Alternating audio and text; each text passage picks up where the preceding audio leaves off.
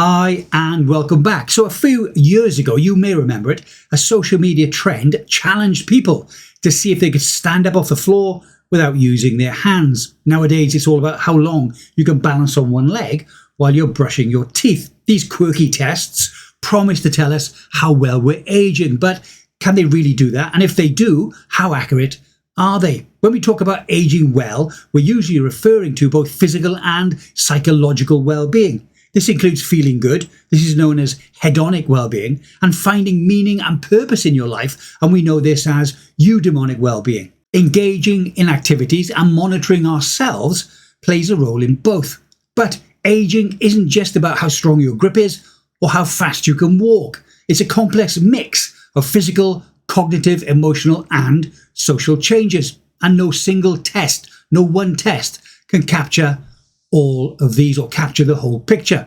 Physically, one simple measure that gets a lot of attention is our walking speed.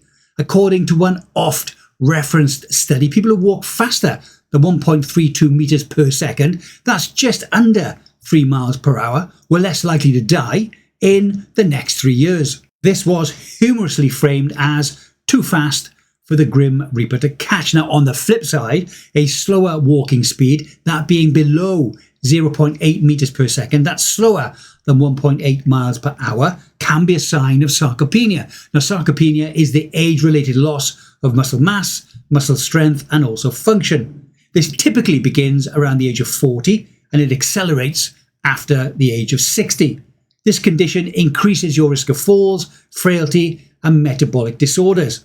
Now, to prevent sarcopenia, you should engage in regular resistance training at least twice a week. But how should you do it? You should try to focus on both major muscle groups and also functional movements. Also get adequate protein intake, ideally 1.2 to 1.5 grams of protein per kilogram of your body weight. This will support muscle repair and also muscle growth. Additionally, ensure you get sufficient vitamin D and omega-3 in your diet, or you supplement with them.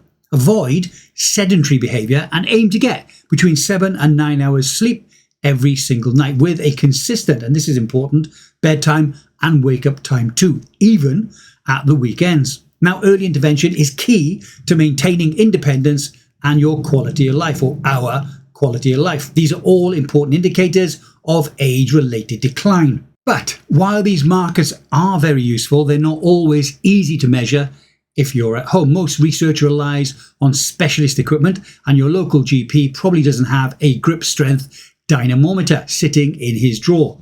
But I do. These are relatively inexpensive, and if you are serious about your longevity journey, I believe they are a worthwhile investment. That said, your doctor could conduct the sit, stand, sit test. If they don't have the time to do that, then you can do that on your own at home. All you need is a mobile phone or some kind of recording device.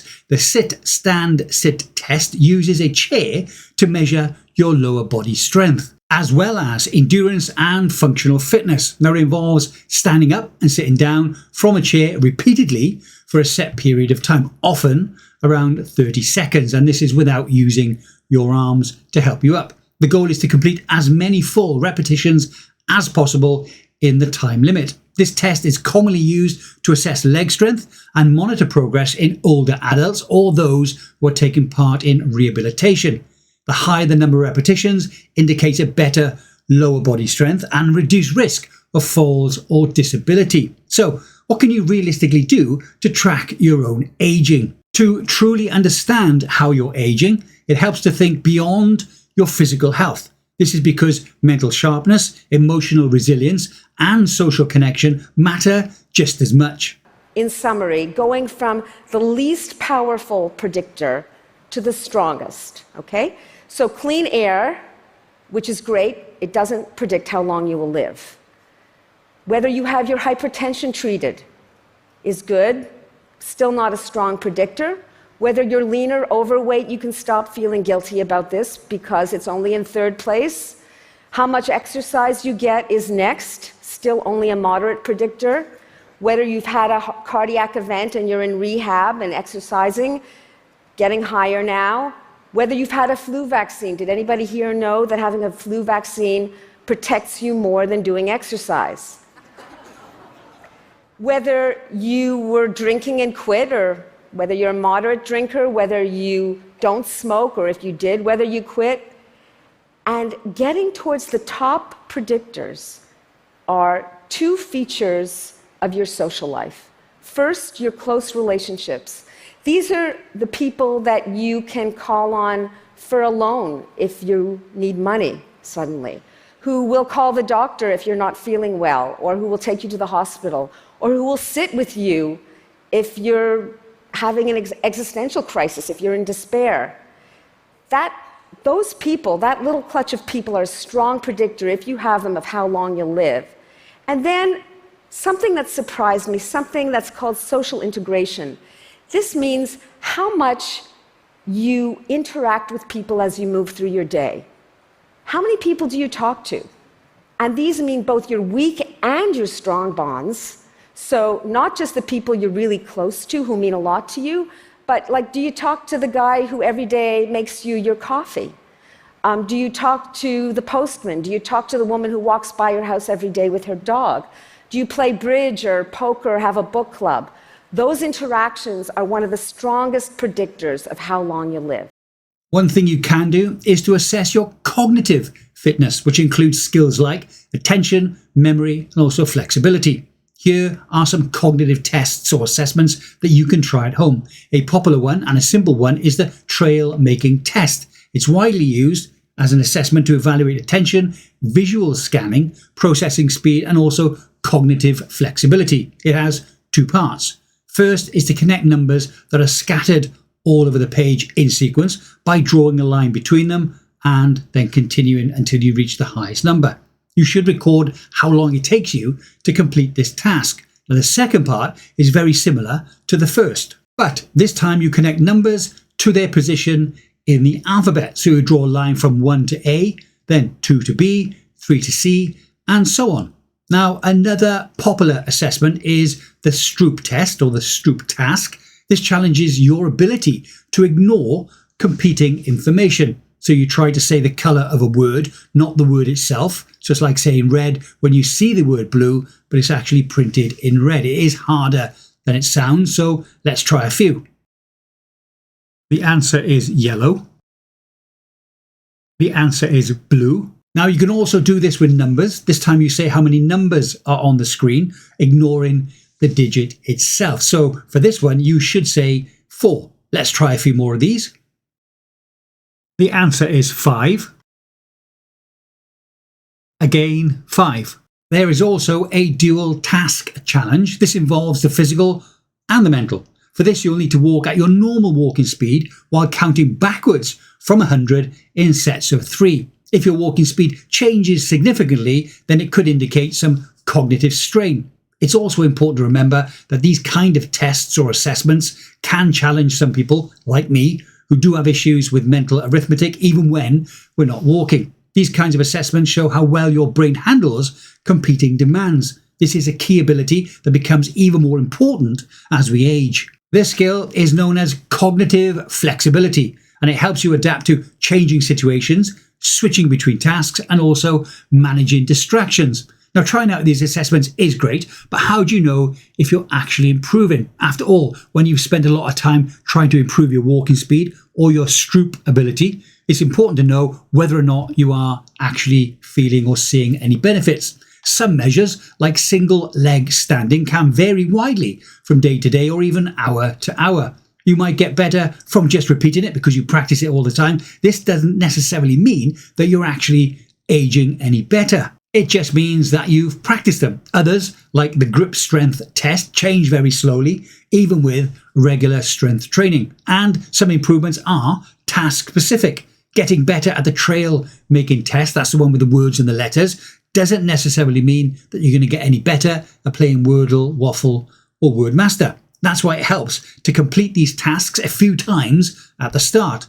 Then it's a good idea to retest yourself once a month or so, again, doing it more than once so you can track any improvements or indeed any decline. Now, cognitive changes may be slower to notice than physical ones, so regular checks can help reveal any progress or decline that happens over a set period of time.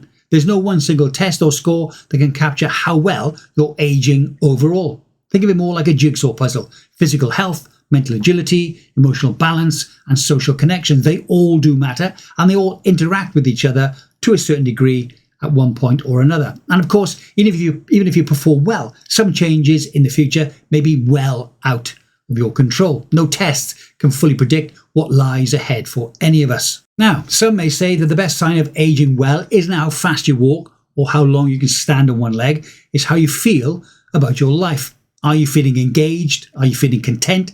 And are you connected? This, in my humble opinion, is similar to those who say you don't need a fitness tracker to monitor how well you sleep. They say that if you wake up feeling refreshed, then you've had a good night's sleep. Not saying that this approach should be ignored, but there's no reason you can't include both to help monitor how well you're actually aging. Now, there are tools such as the scale of positive and negative experience, and these can help you to take stock of your emotional well-being. There is a 12-question survey called the hedonic and eudaimonic motives for activities, that's the HEMA scale, or a variation used in wellbeing research. For example, in the UK, the Office for National Statistics Personal Wellbeing Survey, or any academic tool that assesses both hedonic, that's pleasure-based, or eudaimonic, that's meaning-based well-being. Now, while there's no one single universal 12-question standard, there is a commonly used and validated set of 12 questions that assess everyday feelings when it comes to well-being. These cover both hedonic, which is joy, calm and pleasure,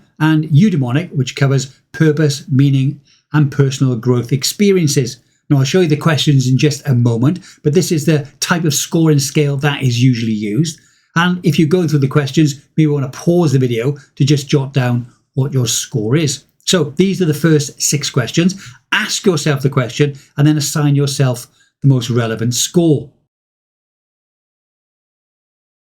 This is the second set of 6 questions. Again, read the question and then assign yourself a score. So there are now 2 ways that we can interrogate this data. Firstly, by subscale. So add up the scores for the first 6 questions. So questions 1 to 6. And then secondly, add up the scores for questions 7 to 12. Now these scores should be somewhere between 0 and 30. Now if you've scored between 0 and 10, it indicates low well-being. This may indicate distress or dissatisfaction. Between 11 and 20 indicates moderate well-being. This indicates mixed feelings, some contentment and or purpose to your life. And between 21 and 30 indicates high well-being, so frequent joy, calmness with meaning and fulfillment in your life. Next is the total score. Do this by adding your 2 subsets together. This should give you a score somewhere between 0 and 60. 0 to 20 indicates poor overall well-being. 21 to 40 indicates moderate well-being, and 41 to 60 indicates high well-being. Now, it's important to note that this rubric only provides directional insight. It's not a clinical diagnosis. That said, consistently low scores may suggest the need for further exploration of mental health or your life circumstances, while higher scores indicate generally positive subjective well-being. I would be very interested to see what you have to say about this way of looking at aging. Now, I think that both angles have their merits, and I think that using both would definitely paint a much better picture of how we're aging overall. Now, I may be slightly biased, but I think that as we age, our physical state is what drives our mental state. Obviously, both will be driven by quality sleep, nutrition, etc. So let me know what you think in the comment section below.